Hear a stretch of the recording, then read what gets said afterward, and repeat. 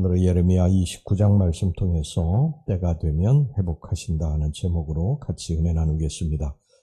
이 시드기야 시대에 이미 바벨론에는 유다 백성들이 포로로 잡혀가 있었습니다. 이들 포로들은 약 1만 명가량이었는데 주로 유다의 부유층과 지식층 그리고 권력층의 인물들이 대부분이었습니다. 이 바벨론의 느부갓네살은 유다가 다시는 이제 재기할 수 없도록 유다 내에 영향력 있는 사람들을 대거 포로로 잡아간 것입니다.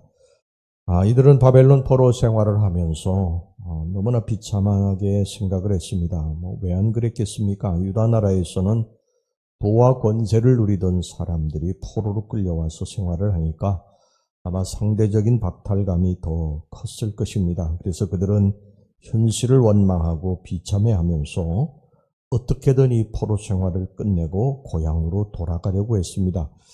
이때 거짓 선지자들이 나타나서 이들에게 금방 포로 생활은 끝날 것이다. 고향으로 돌아갈 것이다. 그렇게 거짓 예언을 했습니다. 그러나 예레미야에게 임한 하나님의 말씀은 그게 아니었어요. 70년의 포로 생활이 다 차야지 돌아갈 수 있다고 하나님께서 예레미야를 통해서 말씀하셨어요. 10절 말씀을 보겠습니다.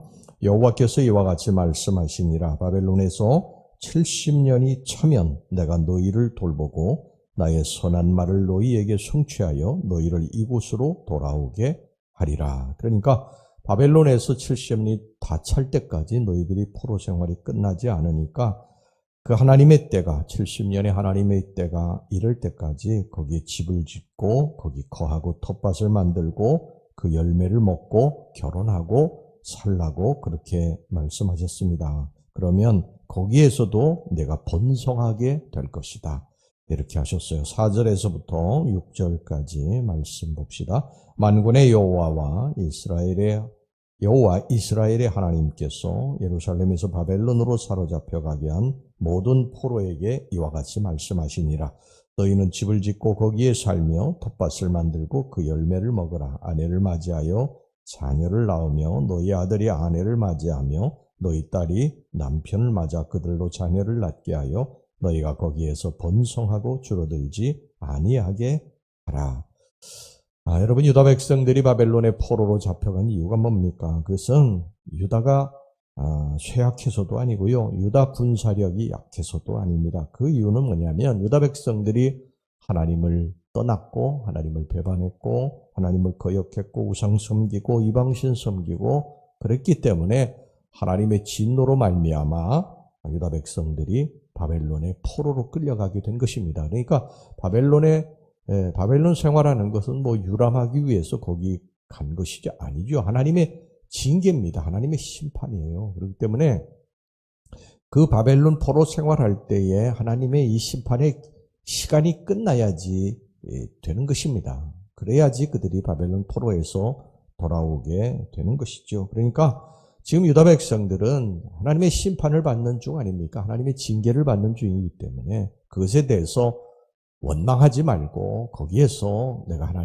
우리들이 하나님 앞에서 잘못한 것이 무엇이 있는가 이것을 잘 살피고 회개할 것을 회개하고요. 그리고 하나님께로 돌아오면 하나님의 때가 찼을 때에 하나님께서 그들을 유다 땅으로 다시 이제 바벨론 포로 생활을 끝내고 돌아가게 하실 것이라는 것입니다. 그런데 그들이 예레미야의 말을 믿지 못하고요. 거짓 선지자들의 말을 듣고 우왕좌왕하고 거기 바벨론 포로 생활에서 온전히 정착하지 못했던 것입니다.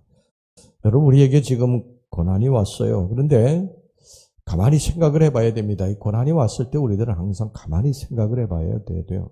내 자신에 대해서도 한번 깊이 생각을 해보고 그리고 이 고난이 도대체 내게 왜 왔는가? 내가 하나님 앞에 혹시 잘못한 것이 있어서 온 것은 아닐까? 그래서 짚히는 것이 있으면요. 하나님 앞에 그 잘못한 것들을 회개해야 됩니다. 그리고 그 고난의 때에 우리들이 원망할 것이 아니라 하나님 앞에 철저하게 회개하고 그리고 하나님의 때가 차서 이 바벨론 포로 생활, 즉 이 고난의 시간이 끝나기를 우리가 기다려야 되죠. 이게 우리 신앙인의 태도인 것입니다. 여기에서 우왕좌왕하고 하나님 원망하고 안절부절 못하고 그러는 것은 바람직한 태도가 아닙니다. 그러니까 하나님의 진노로 이런 어려움이 왔다 이렇게 생각되면 그냥 하나님 앞에 무릎 꿇고요.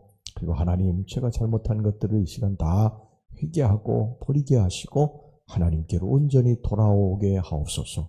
하나님의 온전한 사람이 되게 하옵소서. 그러고서 하나님의 때를 기다리면 하나님께서 반드시 우리들을 회복시켜 주실 때가 있는 것을 믿으시기를 바랍니다. 우리가 정한 때를 정하는 건 아니에요. 내가 이제 회개했으니까 하나님 앞에 돌아왔으니까 이제 금방 이제 이 바벨론 포로 생활이 끝나겠지. 이게 아니에요. 하나님의 정하신 때가 돼야 됩니다.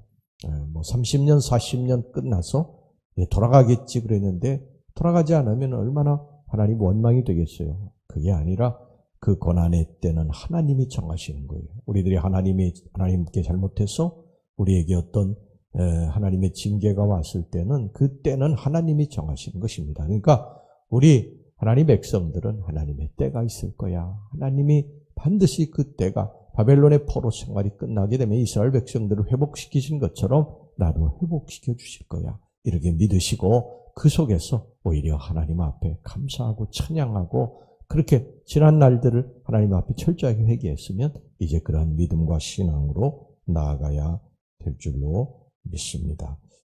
우리가 하나님 앞에 불순종한 것들, 잘못한 것들 이런 거 끄집어내는 게 중요한 거예요. 바벨론 포로 생활에서 이스라엘 백성들은요 철저하게 회개합니다. 우리와 우리 조상들이 하나님 앞에 잘못해서 이렇게 우리들이 바벨론의 포로로 끌려와서 이 고생을 하는구나. 이 포로 생활을 하는구나. 그러면서 그들이 그발 강가에서 저 예루살렘을 향한 곳을 바라보면서 철저하게 그들이 통회하고 자복하게 됩니다. 그리고 그 이후에 이제 하나님의 정하신 때, 이 바벨론의 70년이거든요. 하나님이 정하신 때는 70년이 차야 너희들이 돌아올 것이다. 이렇게 말씀하셨기 때문에 그 70년이 차니까 이스라엘 백성들이 이제 고국으로 돌아가게 된 것입니다. 그래서 그들이 이 바벨론 포로 생활하며 철저하게 회개하고 고국으로 돌아가가지고 하나님의 성전을 제일 먼저 짓지 않습니까? 하나님의 성전을 짓고 그리고 또 하나님의 성벽을 건축하고 그리고 수문화 광장에 그들이 모여서 하나님의 말씀을 듣고 모든 백성들이 통곡하고 하나님 앞에 회개하고 그리고 하나님을 찬양하게 됩니다. 여러분 우리의 잘못으로 시련을 만날 때에 하나님은 반드시 우리들이 회개하고 돌아오면 이것을 축복의 잔으로 바꿔주신다.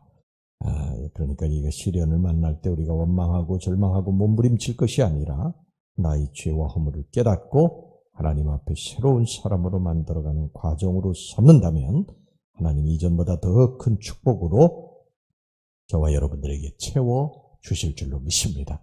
반드시 회복됩니다. 하나님은 우리 예레미야서 지금까지 계속 공부하지 않습니까? 하나님 돌아오라. 돌아오면 회복될 것이다. 그런데 금방 우리들 돌아왔다 회복되는 건 아니고 하나님의 때가 차야 됩니다. 이 바벨론의 포로 생활 70년 정한 때가 아닙니까? 하나님의 정한 때가 되면 돌아온다. 그러니까 우리들이 이 고난을 만날 때, 시련을 만날 때 이 하나님의 징계구나 이렇게 짚히면 철저하게 회개하고 그리고 하나님의 때를 기다리면 반드시 회복되게 될 줄로 믿습니다. 기도하겠습니다. 하나님 아버지, 우리들이 고난을 만날 때 이 고난이 내가 하나님 앞에 잘못해서 온 것이라는 것이 짚힌 것이 있으면 하나님 철저하게 회개하게 하시고 그리고 하나님의 때 이 징계의 기간이 끝나고 회복의 때가 올 이 하나님의 때를 기다리고 하나님 앞에서 믿음으로 찬양하며 기다리게 해 주시옵소서. 예수님의 이름으로 기도하옵나이다. 아멘.